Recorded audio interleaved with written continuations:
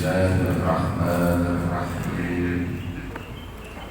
Alhamdulillahi wa kafa.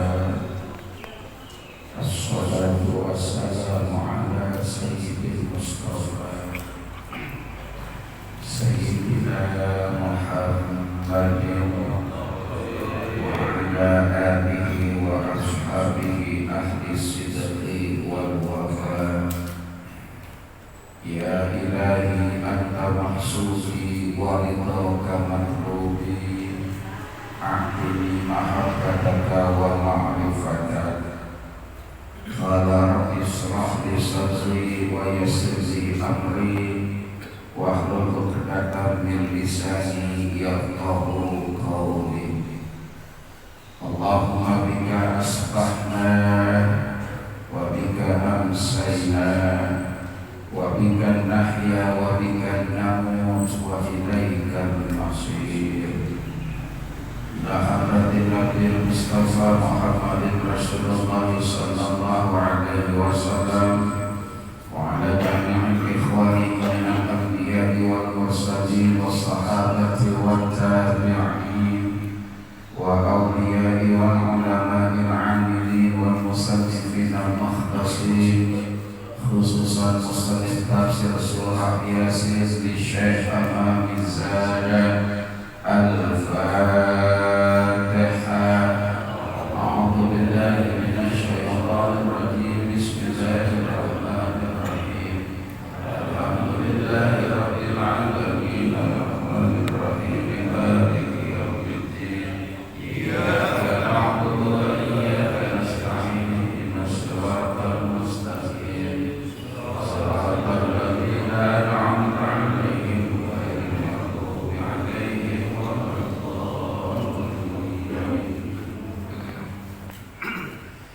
Puji syukur kita panjatkan kehadirat Allah. Salawat salam semoga selalu tercurah kepada baginda Rasul Nabi besar Muhammad sallallahu alaihi wasallam. Para bapak, ibu dan saudara-saudara, alhamdulillah sekarang kita tengah berada di tanggal 29 Dzulqa'dah. Tanggal 29 Dzulqa'dah atau hari terakhir bulan Dzulqa'dah, yang berarti insyaallah hari Sabtu besok tanggal 1 Dzulhijjah. Masuk bu, geser bu, jangan gitu. Geser. Masih ada 1000 jamaah lagi mau masuk. Alhamdulillah, mertua kita cukup sigap, sudah disiapkan karpet langsung. Baru itu karpetnya baru. Alhamdulillah ya. Jadi hari Sabtu besok insyaallah tanggal 1 Dzulhijjah. Kalau tanggal 1 Dzulhijjahnya hari Sabtu, insyaallah tanggal 10 Dzulhijjah itu jatuh pada hari Senin, tanggal 17 Juni ya. Berarti insyaallah lebarannya tanggal 17 Juni. Tapi tetap sambil nunggu pengumuman ya, dari pemerintah. Masuk Pak Jaisa, alhamdulillah.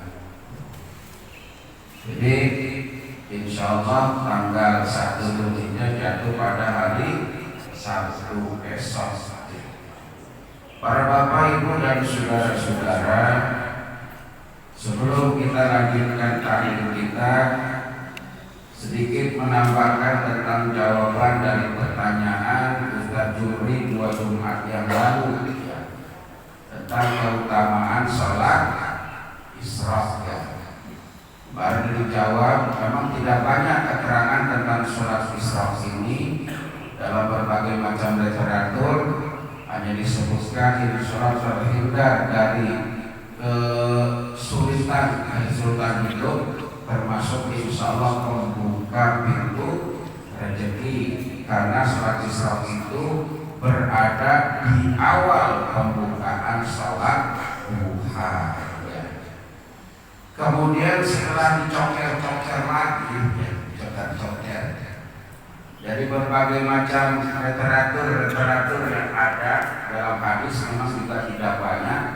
Hanya saja saya ketemukan beberapa hadis yang terkait dengan keutamaan sholat Isra, tapi hadis itu tidak berdiri sendiri hanya untuk sholat Isra.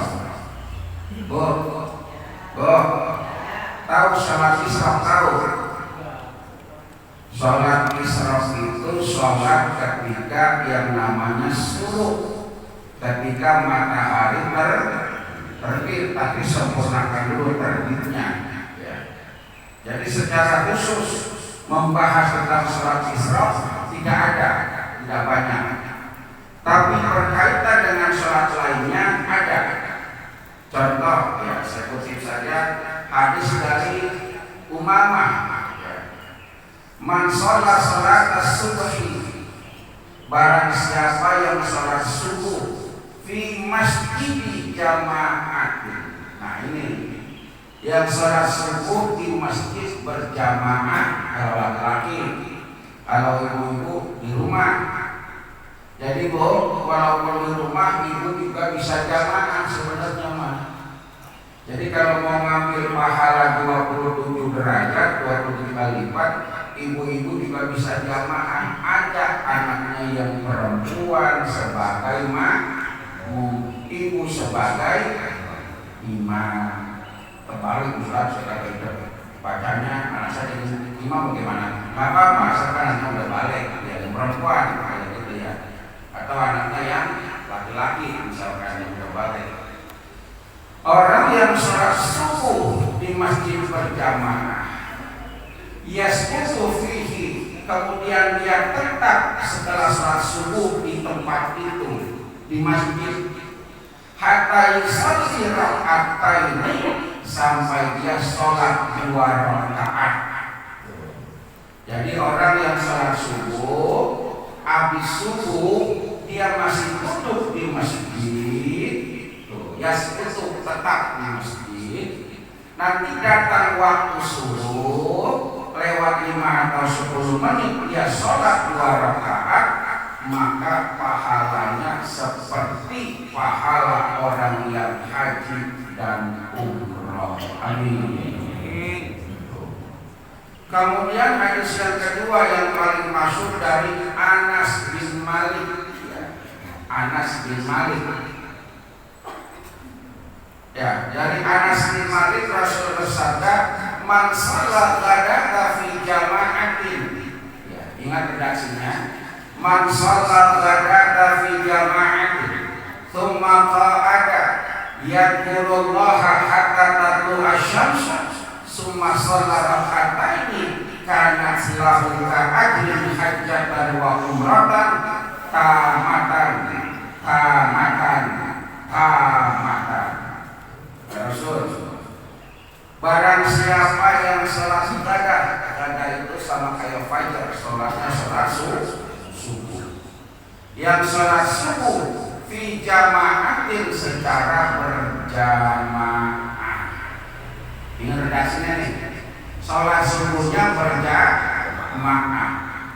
Setelah sholat subuh, tsumma qa'ada, kemudian dia duduk lagi. Habis sholat subuh salam-salaman dia duduk lagi. Ngapain? Yadhkurullaha, dia berzikir misalkan tuh, bertasbih atau berdiam diri saja, atau dia baca Quran. Hatta tatlu asy-syamsu, sampai terbit matahari. Setelah terbit matahari sempurna, tsumma shalla rak'ataini, kemudian sholat 2 rakaat. Sholat Isra 2 rakaat. Apa pahalanya kata Rasul? Kanat lahu ka'ajri hajjatan wa umratan, pahalanya seperti orang yang bikin haji dan bikin umrah. Bahkan diteruskan oleh Rasul, tamatan,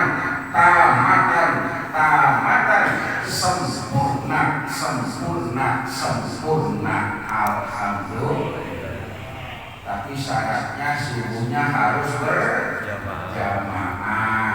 Habis berjamaah dulu kira-kira hampir 1 jam kurang gitu kira-kira ya. Ya, tapi beratnya ya, memang berat. Maka hadiahnya haji umroh. Kalau ringan hadiahnya setrika atau kipas angin. Ya. Tapi paling tidak 2 minggu sekali bisa kita laksanakan. Amin. Kita istirahat subuh, kita duduk, kita taklim sama itu. Taklim juga termasuk ya 10 bot. Taklim, habis taklim sholat 2 rakaat. Apalagi yang sering ngaji subuh, nah, gitu ya. Satu hari misalkan ahad keempat ya, ahad keempat baru sama saya dari makmur, ahad pertama, ahad kedua, ahad ketiga juga ada. Pagi terus termasuk pagi terus istilah ini luar biasa ini. Ikut ngaji subuh kemana aja nyampe, sampai ke Nabawi, nyampe ngaji subuh.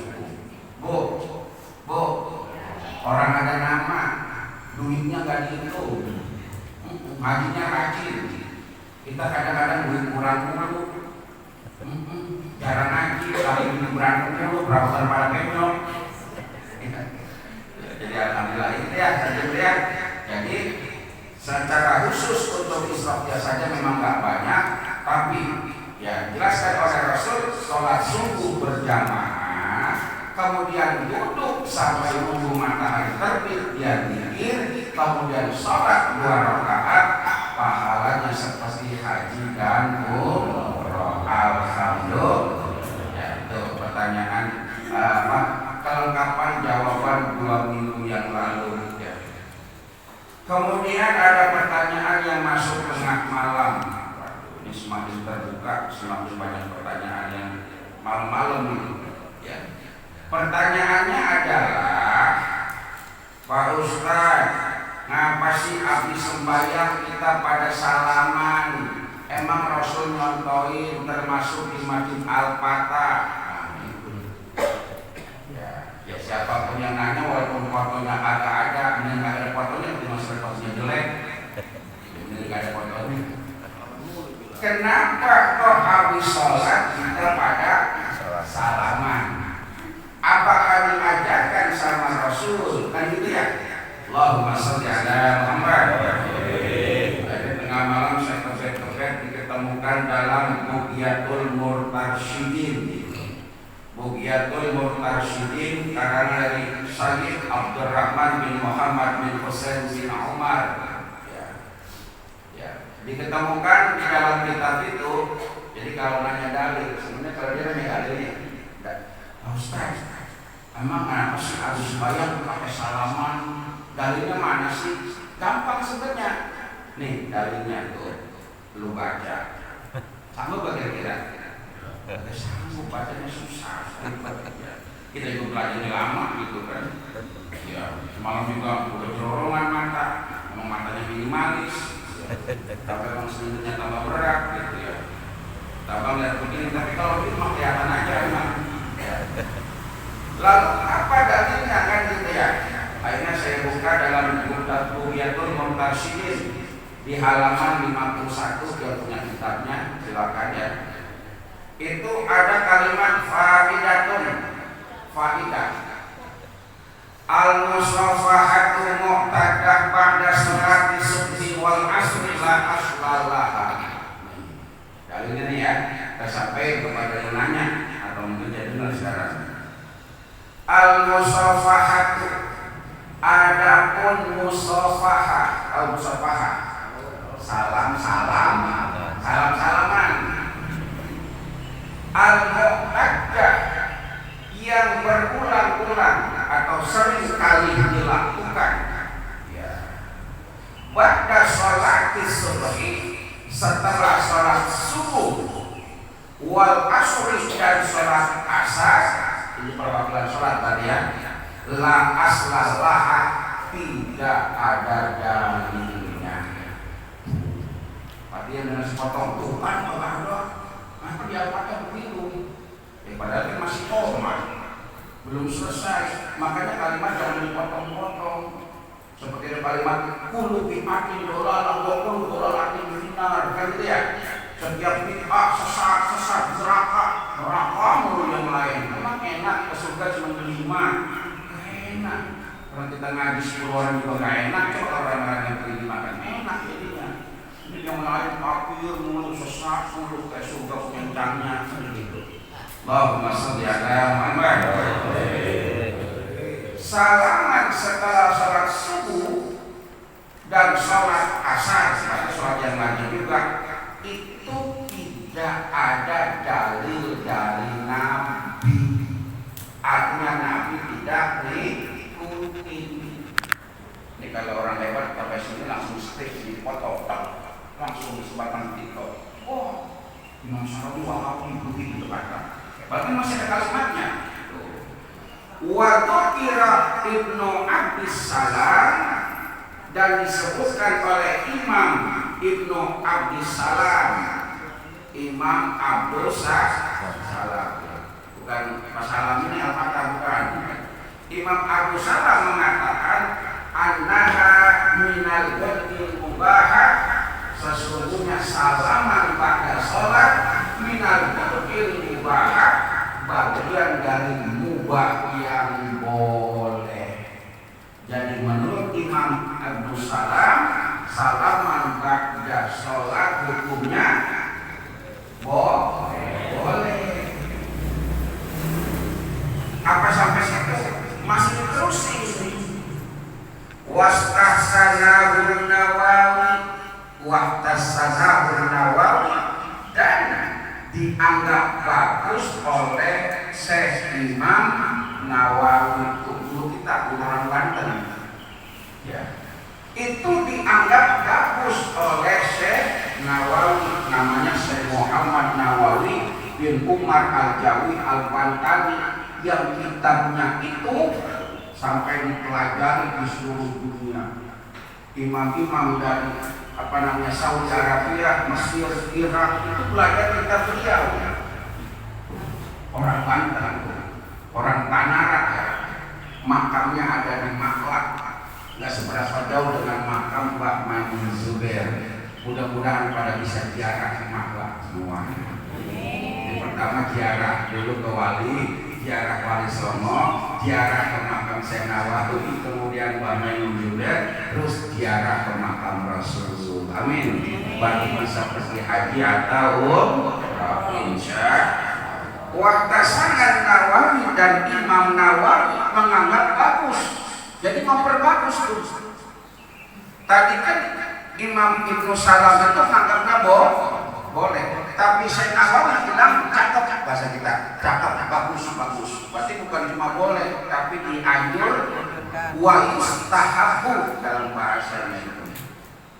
Kemudian wa yanbaghi an tafsilu baina man kana ma'hu qabla salati fa mubahat.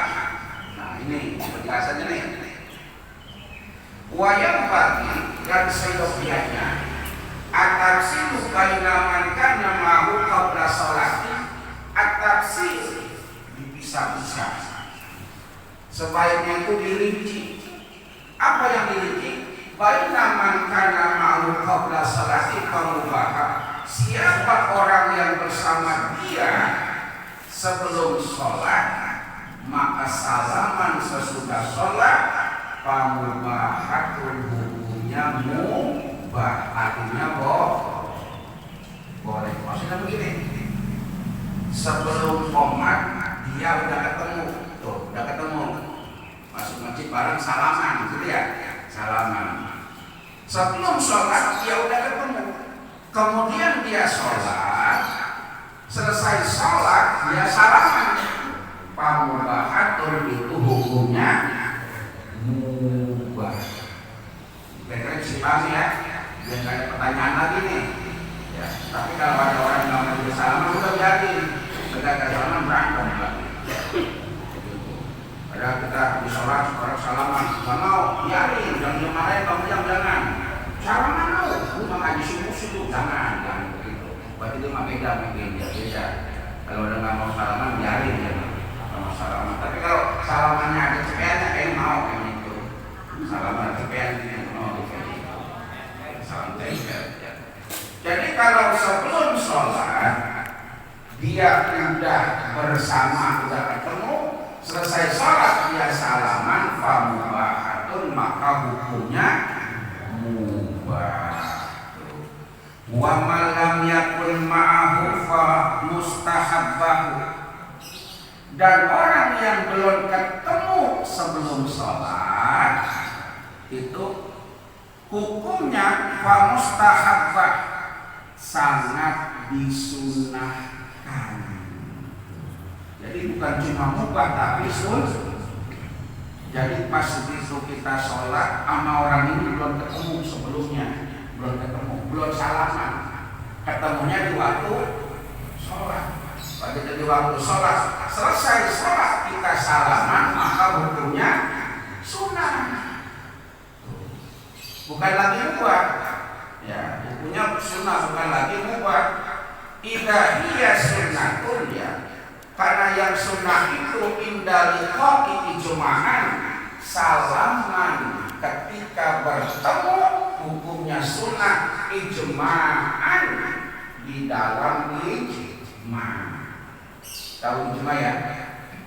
Jadi sumber hukum itu ada 4, bukan 2, 4. Yang pertama Al-Quran, yang kedua hadis, yang ketiga ijma, yang keempat qiyas. Sebagian saudara kita yang beda pakainya cuma 2, Quran dan hadis. Maka dia ngomong di Quran kagak ada, iya. Nabi kagak begitu, sementara sahabat udah pakai ijma, udah pakai qiyas. Mana buktinya sahabat pakai ijma? Ini kalau jelasin akidah begini rada rumit dan rada lama ini sebenarnya. Jadi ijma sahabat udah lakukan. Mana? Rasul wafat hari apa kok? Rasul wafat kok? Wafat ya, jangan bilang mati. Rasul mati. Rasul wafat hari Senin, tapi dimakamkannya hari Rabu. Baca sirah Nabawiyah.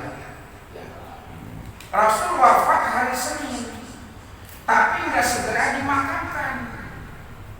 Sementara pesan Rasul dalam hadis ada 3 hal yang harus disegerakan, termasuk menguburkan jenazah. Tapi kenapa kalau sahabat gak buru-buru nguburin Rasul? Berarti kan gak sesuai sama hadis. Ternyata para sahabat min khulafa'ir rasyidin, Abu Bakar, Umar, Utsman dan Ali itu kumpul dulu berembuk. Ini bagaimana ini? Siapa yang mimpin gini. Baru setelah terpilih Abu Bakar sebagai khalifah, Rasul baru dimakamkan. Itu namanya ijma. Contoh, orang mabit di Mina, bermalam di Mina. Minanya udah penuh, kagak muat. Masa iya jamaah haji tumpuk-tumpuk pesusun-susun. Akhirnya para ulama, ini ulama yang ilmunya tinggi, yang bukannya hafal 3 hadis, bukan, yang ilmunya tinggi kumpul. Bagaimana ini solusinya? Akhirnya syak boleh ada yang namanya mina jadi.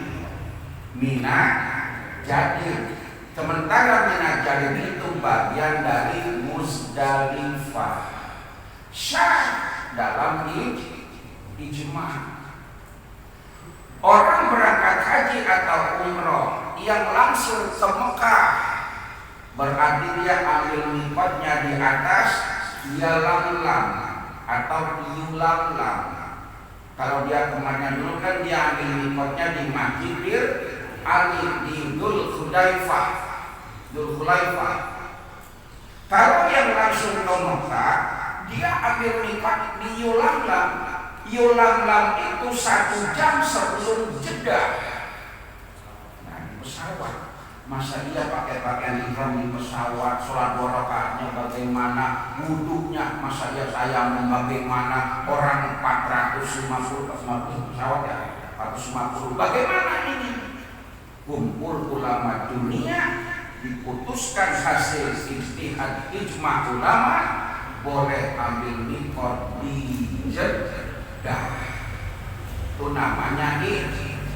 Jadi nggak gampang nyari dalil, itu nggak gampang. Udah kita mah gak usah nyari dalil, kita ini guru kita aja udah pada, gitu ya. Kalau nyari dalil, emang dalilnya mana? Itu dalilnya tuh baca. Ya bingung tak. Udah nggak usah nyari dalil, kita mah ikutin guru-guru kita aja, orang-orang tua kita, guru-guru kita. Allahumma shalli ala Muhammad. Jadi kalau sebelum ketemu kemudian dia sholat, dia salaman, hukumnya sunnah. Bahkan waqala ba'duhum, dan berkata sebagian ulama, innal musalliya kal ghaibi, orang yang sholat bagaikan orang yang goib. Goib ini kita sholat sampai kita orang. Kalau goib bagaikan orang yang kagak ada. Ini dalam mutasawuf ya. Kenapa? Karena orang yang sholat itu sibuk dengan Allah. Bagaikan nggak ada, kalau ini bagaikan nggak ada. Fa'alaihi tustahabu uqobai so'omsa mutlaqan, maka disunahkan uqoibal khamsa, bersalaman pada sholat 5 waktu mutlaqan, itu mutlak ya. Ini dari Mughyatul Murtasyidin ya. Adapun kalau yang kagak salaman, enggak apa-apa tapi tetap saudara. Paham dong? Ya, tetap saudara. Kalau kamu salaman tetap saudara. Jangan mengatakan yang lain itu kafir, sesat, bid'ah segala macam. Jadi kalau berbeda tapi tetap bersaudara. Insya Allah. Itu ya. Baik, itu aja. Kita lanjutkan sampai halaman. Ada ingat? Bu, halaman berapa, Bu?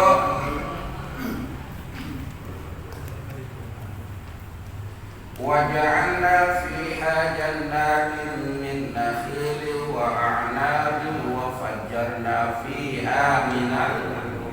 Itu ya. Tapi itu putus ya. Itu putus, tengah-tengah itu putus ya. Langsung apalah yaskurun ya. Ya itu putus. Ternyata ada redaksi yang gak ketulis, kurang lebih ada 6 baris kagak ketulis. Jadi situ gak ada, adanya di kitab aslinya ya. Jadi kitab aslinya begini: wa ja'alna fiha jannatin min nakhilin wa a'nabin wa fajjarna fiha minal 'uyun liyaqilu min thamarihi.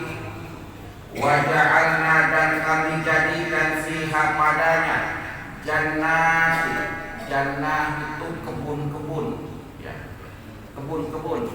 Maka surga itu bahasanya apa? Surga jannah. Berarti surga itu kayak kebun, kayak taman. Jadi nanti mungkin di surga kayak taman gitu. Maka gambaran surga itu tajri min tahtihal, mengalir sungai. Kita kemana dulu yang taman yang paling indah? Cibodas ya? Cibodas, kebun raya. Kebun raya kan luas, kebun-kebun. Kira-kira di sungainya apa enggak? Ada. Ya. Kebun raya, ada kebun Cibodas, ada sungai. Jadi surga itu gambarannya kayak kebun-kebun, kayak taman. Maka ada kalimat raudhah min riyadil. Nah itu taman ya. Tumbuh-tumbuhan ya, apa namanya itu mengalir sungainya, sungai susu. Tuh, bayangkan Pak Bu, sungainya itu sungai susu. Gambaran keindahan surga itu. Dan kami jadikan pada bumi itu jannatin ya, kebun-kebun min nakhilin wa a'nab, dari kurma-kurma dan anggur-anggur. Wa fajjarna fiha minal 'uyun, dan kami pancarkan pada bumi itu minal 'uyun, dari mata air. Enggak ada di situ enggak ada. Saya bilang 6 baris itu ketinggalan. Ya mungkin yang nanti ini lelah, mungkin dia lelah atau lebih banyak pikiran.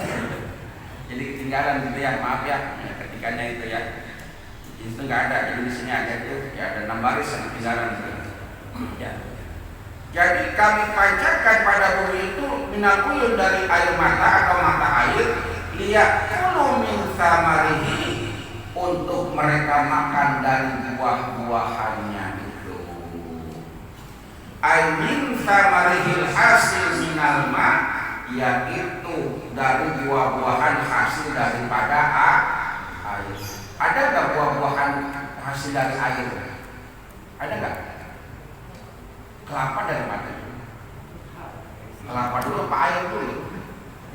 Dulu tuh apa bingung itu siapa yang masukin air ke kelapa itu ya.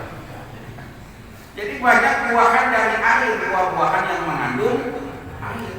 Jadi Allah jadikan bumi ini ya, itu bagai apa, kayak kebun, ada kurma, kemudian ini kan gambarannya kan karena pengarangnya kan Timur Tengah, jadi bahasanya kurma dan kalau misalnya pengarangnya orang Jawa Barat, ya mungkin pasti bukan kurma sama anggur, singkong, apel gitu ya, singkong, apel, kayak apel Malang, ya di Argo Wisata daerah Batu Malang, ya.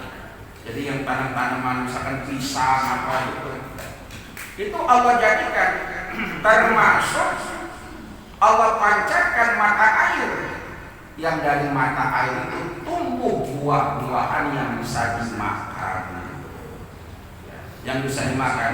wa ma amilat su'aidihim, dan apa-apa yang dikerjakan dari tangan-tangan mereka, wa ma amilat su'aidihim. Kira-kira ada yang kebayang nggak ini surah Yasin ayat berapa ini? Kebayang nggak surah Yasin ayat berapa itu? Wa ja'alna fiha jannatin min nakhilin wa 'anab. Ayat berapa Bu? Kita nggak tahu ayat, kita baca aja udahlah. Ini sempat kelar gitu ya. Ya. Jadi di dalam ayat wa ma amilathu aydihim. Nah, ini ada tafsirnya nih. Qara'a hadzal ayati al-Kisai wa Abu Bakar. Ya. Membaca ya, jadi bisa quri'a ya. Dibaca ayat ini oleh Imam Al-Kisai dan Imam Abu Bakar bi ghairi ha, tanpa huruf ha. Berarti apa tanpa huruf ha? Wa ma amilathu aydihim, enggak ada huruf ha-nya. Wa ma amilat aydihim. Nah ini, jadi kalau ada orang baca Quran kemudian rada beda sama kita, jangan langsung kita katain, mungkin ilmu kita belum nyampe. Ini kadang-kadang kemarin belum lama itu kan Habib Umar Al-Hafid dari Yaman kan datang ya ke Indonesia. Oh, kan orang jutaan itu yang ngaji. Jadi imam di Istiqlal ada bacaan yang beda. Lebocah nggak pernah mondok, lebocah nggak pernah ngaji karena modal YouTuber, malah ngatain bacaan Habib Umar. Kira-kira sampai apa enggak itu ya bahasa kita ya? Ya kalau campak bahasa kita itu. Ulama besar baca sesuatu beda sama bacaan kita. Kira-kira yang perlu diteliti bacaan Habib Umar atau bacaan kita? Bacaan kita belum nyampe. Belum nyampe. Bapak pernah dengerin Qori baca Qiraatus Sab'ah? Pernah nggak? Qiraatus Sab'ah Mujawaz ya, kayak itu ada. Itu beda itu. Kayak Kiai Muhammad baca Wadduhe. Pernah dengar nggak? Wadduhe. Apa kata kita? Salah itu, salah. Kita mah taunya Wadduha itu jadi ilmu kita yang dikit nyawain orang alim. Kadang-kadang gitu, itu aneh. Apalagi zaman sekarang modal apa namanya ini modal TikTok gitu kan ya, nyari itu doang. Masya Allah. Kan pernah Kiai Muhammad, ihdinas siratal mustaqim siratal ladzina an'amta 'alaihim dibaca sama beliau alaihum. Mereka kan kayak gitu. Setelah itu ya diterangkan ini dari imam ini, imam ini, imam ini, imam ini. Dalilnya ada. Kalau kita kan baca dari riwayatnya imamnya Imam Hafs gitu ya, Imam Hafs gitu ya. Jadi bacanya kayak begini. Jadi yang namanya syekh atau imam Imam Abu Bakar dan Imam Al-Kisai, dia baca nggak pakai h, wa ma amilat aidihim, hukumnya nggak ada. Loh kenapa dibaca begitu bighairi hak wal akharun amilat bil hak dibaca bil hak, ja'ala ma bi makna alladhi ayyakuluna minal ladhi amilathu aidihim. Apa-apa yang diupayakan daripada tangan-tangan mereka. Ini kajiannya kajian ilmu nahwu ya, kalau gitu ya, ilmu mantik, ilmu bayan ya. Bahwasanya enggak pakai hak karena ja'ala ma, kalimat ma wa ma amilat su'aidihim, maknya tadi di makna alladhi, bukan manafi tapi alladhi. Alladhi itu dalam ilmu nahwu namanya apa? Isim mausul. Alladhi, alladani gitu ya. Alladhi, allatani. Kita mendengar aja aneh gitu kan ya. Aneh kitanya. Ya, jadi dengar aja aneh kita kayak gitu. Jadi mak bukan manafi tapi di makna alladhi ya. Artinya wa man qara'a bi ghairi dhamiri ja'ala ma bi makna an-nafi. Tapi kalau yang dibaca itu tanpa dhamir, maka maknya berarti maknya mana nafi. Wa ma amilatu aidi, ada makna enggak itu? Maknya ma apa? Manafi. Jadi makna itu banyak. Makanya malaikat pernah nanya orang alim, ahli nahwu, sampai bingung. Imam Sibawi ahli nahwu, ditanya sama malaikat. Pas itu meninggal, ya kemudian ditanya, marrobuka. Dibalikin nama Imam Sibawi, mannya man apa ini? Apakah mannya ini man harful istisna, tidak, atau apa mannya? Lah kan malaikat nggak belajar nahwu, ya. Bingung dia, laman apa? Akhirnya lapor sama Allah, ya Rabb, ini ada hambamu orang soleh. Ditanya marrobuka, dia balikin mannya man apa? Ya. Siapa? Sibawi. Oh itu hambaku ahli nahwu orang soleh. Udah nggak usah pakai tanya, masukkan ke surga bighairi hisab tanpa. Jadi besok begitu kita mati udah siapin catatan. Begitu ditanya malaikat, marrobuka, kita balikin, imannya man apa ini? Insya Allah digampar. Ya kita kan belum paham sesuatu ya, belum jelas ilmunya. Kayak film Dono, si Kasino nemuin bosnya itu lagi bawa cewek di semak-semak. Apain bos? Jangkrik bos. Setiap ngomong jangkrik bos dikasih duit ya kan ya? Kasih duit goceng cobaan. Si Dono sama si Indro ngikut-ngikutin. Kasih bos dia ngomong jangkrik bos kok dapat duit ya. Ayo praktekin. Indro siap bos. Laksanakan perintah ini. Siap. Jangkrik bos digampar. Jangkrik makamu. Ya kalau belum tahu itu makanya kita tahu dulu Allahumma shalli ala Muhammad.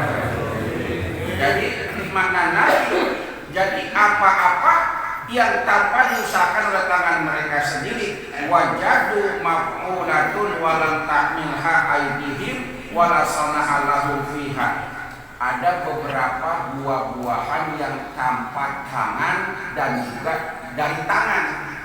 Maksudnya gini, ada buah-buahan yang ditanam, ada buah-buahan tumbuhan. Kalau buahan sekarang yang kita makan ini buahan hasil tanam atau buahan? Tanam, budidaya ya.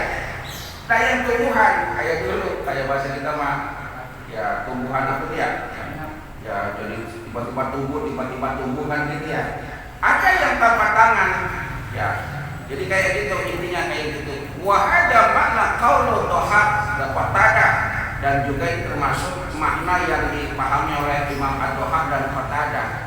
Ada juga pendapat yang kedua, wa ma amdatu aydihim, itu adalah makanan atau buah-buahan yang tanpa mereka tanam. Ya. Jadi nggak ditanam tiba-tiba muncul tumbuh.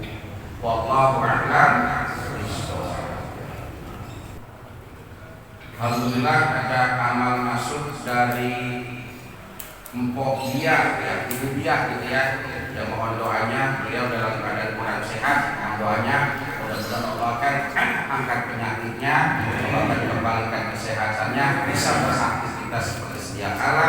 Ya amal masuk 500.000 rupiah, jazakallah hasanal jazaa, dan juga pahalanya untuk almarhum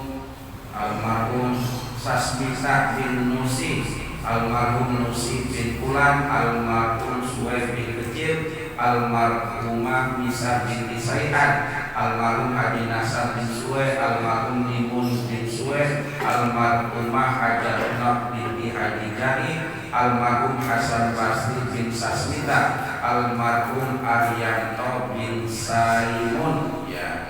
Biana ya tagasahum birrahmah wal maghfirah. Al-Fatihah. Bismillahirrahmanirrahim. Alhamdulillahirabbil alamin arrahmanir rahim maliki yaumiddin. Iyyaka na'budu wa iyyaka nasta'in ihdinas siratal mustaqim. Shiratal ladzina an'amta 'alaihim ghairil maghdubi 'alaihim waladdallin. Terima kasih buat para jamaah yang masih eksis dan juga jamaah yang para donatur yang sudah menyiapkan sarapan pagi pada hari ini. Allah akan ganti dengan rezeki yang melimpah dan barokah. Allahumma shalli ala sayyidina Muhammad wa ala ali sayyidina Muhammad walhamdulillahirabbil alamin. Allahumma iftah lana abwaaba ilmika wa fatahtaha ala anbiyaika wa awliyaika wa ulamaika al-mutaqaddimin wal mutaakhirin warzuqna rahmataka ya dzal jalali wal ikram. Allahumma ij'alna wa auladana wa dhurriyyatana wa ahlana min ahli al-'ilmi wa ahli al-khair wa la taj'alna wa iyyahum min ahli syarri wad dhair. Rabbana atina fid dunya hasanah wa fil akhirati hasanah wa qina adzabannar. Wa sallallahu ala sayyidina Muhammadin walhamdulillahi rabbil alamin. Subhanakallahumma wa bihamdika asyhadu an la ilaha illa anta astaghfiruka wa atubu ilaik. Wassalamualaikum warahmatullahi wabarakatuh.